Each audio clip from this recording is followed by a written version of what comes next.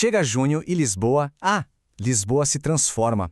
O ar fica pesado, sabe? Com aquele cheiro de sardinha na brasa, as ruazinhas se enchem de bandeirinhas coloridas e o som da música popular ecoa pelos bairros históricos até o sol raiar.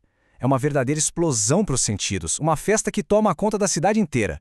Mas o que acontece que transforma a capital portuguesa nessa festa de rua gigantesca que dura um mês inteiro? Pois é, vamos mergulhar de cabeça para entender essa tradição tão vibrante. Então, sejam bem-vindos às festas de Santo Antônio.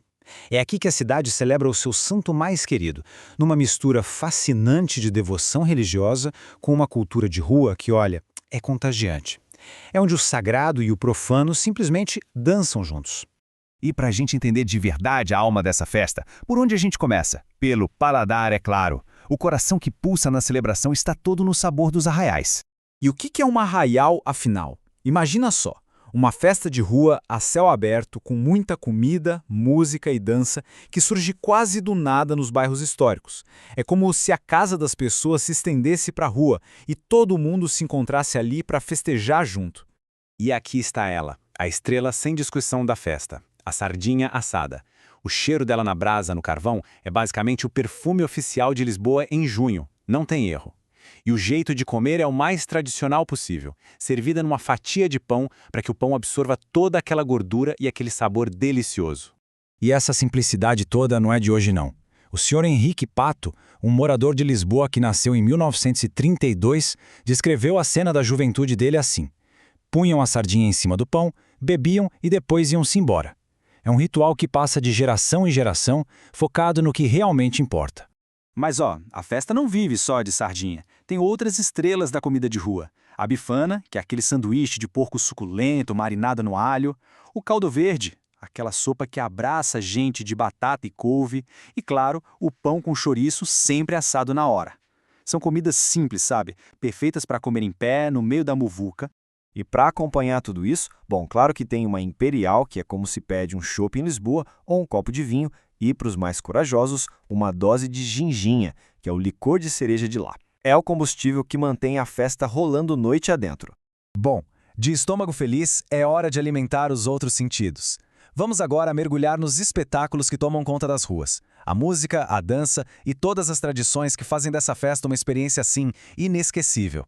Essa celebração toda acontece de duas formas principais. De um lado, você tem as grandiosas marchas populares. São desfiles super organizados, coreografados, que tomam a Avenida da Liberdade numa competição bem amigável entre os bairros. Do outro lado, os arraiais. Festas totalmente espontâneas, informais, que simplesmente explodem nas ruelas de bairros como Alfama e Bica.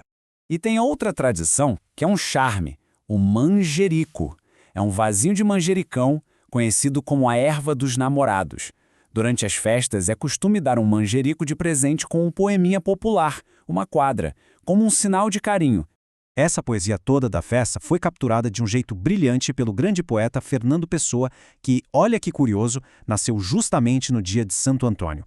Ele escreveu: "O manjerico e a bandeira que há no cravo de papel, tudo isso enche a noite inteira, ó boca de sangue e mel." Lindo, né? Mas por trás de toda essa comemoração, quem é a figura central? Vamos agora conhecer a história do santo que dá nome a tudo isso. Então, quem foi Santo Antônio? Ele nasceu em Lisboa, lá no finalzinho do século XII. É muito conhecido como Santo Casamenteiro, também protetor dos pobres, e acabou se tornando um dos maiores ícones da identidade da cidade. A ligação dele com Lisboa é tão forte que em Portugal ele é chamado de Santo Antônio de Lisboa.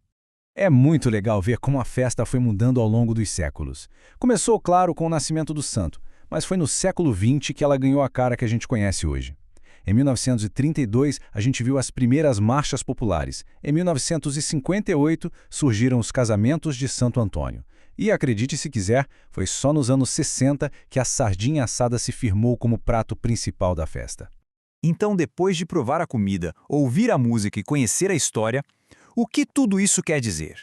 Por que as festas de Santo Antônio são muito mais do que só uma festa? Elas são, de verdade, a alma de uma cidade. É uma celebração que consegue unir o sagrado e o profano de um jeito único. É aquele momento em que as ruas viram uma extensão da casa das pessoas, um espaço de convivência para todo mundo, onde as barreiras sociais parecem sumir. Então, o ponto central é este. A festa é importante porque ela fortalece a identidade dos bairros, os laços da comunidade, ela mantém vivos rituais antigos num contexto de cidade moderna e consegue quebrar o anonimato da vida na cidade grande através dessa celebração coletiva. É a expressão viva da alma de Lisboa. No fim das contas, é uma celebração das alegrias simples. E nesse ponto, a comida é o grande elemento que une todo mundo, juntando moradores e visitantes numa experiência única, compartilhada. É a prova de que uma sardinha no pão pode sim conectar as pessoas. Isso nos leva a uma reflexão final. De toda essa imersão de cores, música e sabores, qual visão, som ou sabor das festas de Lisboa ficaria gravado na memória de quem vive isso? A fumaça da sardinha? A melodia de uma marcha? Ou o verso de um poema no manjerico? A resposta talvez seja justamente a mistura de tudo isso.